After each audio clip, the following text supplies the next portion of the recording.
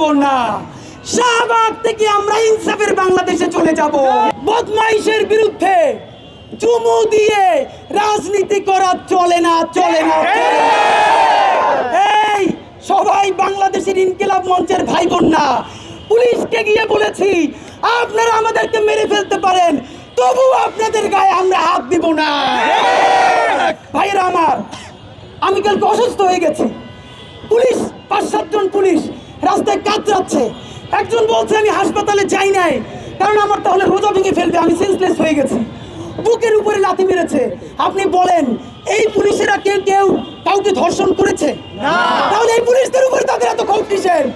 দ্বিতীয়ত, তারা কালকে গেছে স্বরাষ্ট্র উপদেষ্টার পদত্যাগ চাওয়ার জন্য, অথচ তারা স্লোগান দিচ্ছে ডক্টর ইউনূস নাকি ধর্ষকের ধর্ষণের রক্ষা করে। বলতেছে স্বরাষ্ট্র উপদেষ্টার কথা, সমস্ত আক্রোশ ডক্টর ইউনূস।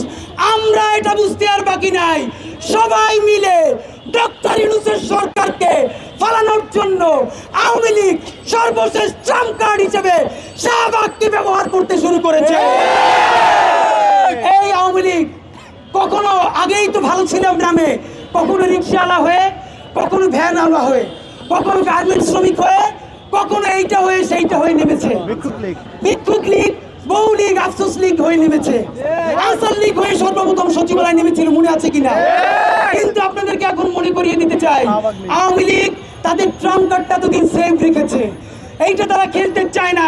কিন্তু তাদের প্রত্যেকটা কার্ড বাংলাদেশের দেশপ্রেমিক ছাত্র জনতা ব্যর্থ করে দিয়েছে। ভাবেন, অন্তত 1000 কারণ আছে খুনি বদমাইশ লাকিদের এখন জেলে থাকবার মতো। সেই লাকি কালকে এসে মিছিল দেয়, আজকেও আবার দুপুরে মিছিল দিয়েছে।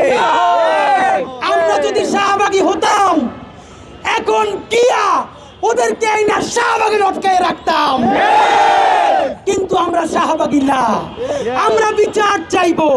রাষ্ট্রকে বিচার করতে হবে, করতে হবে, করতে হবে। অনেকেই বলেন শাহবাগের বিকল্প শাপলা। আপনাদেরকে একটা মনে করিয়ে দিতে চাই, শাপলা কি জয় হয়েছিল নাকি শাপলাকে গুম করে, খুন করে, লাশ ডাম্পিং করে দেওয়া হয়েছিল?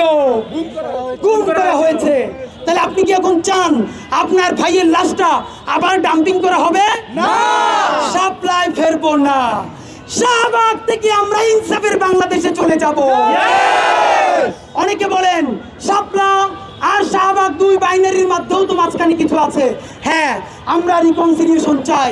আপনারা জানেন জার্মানিতেও ফ্যাসিবাদের যখন বিচার হয়েছে, রিকনসিলিয়েশনের আগে বিচার করতে হয়, তারপরে রিকনসিলিয়েশন প্রক্রিয়া যেতে হয়।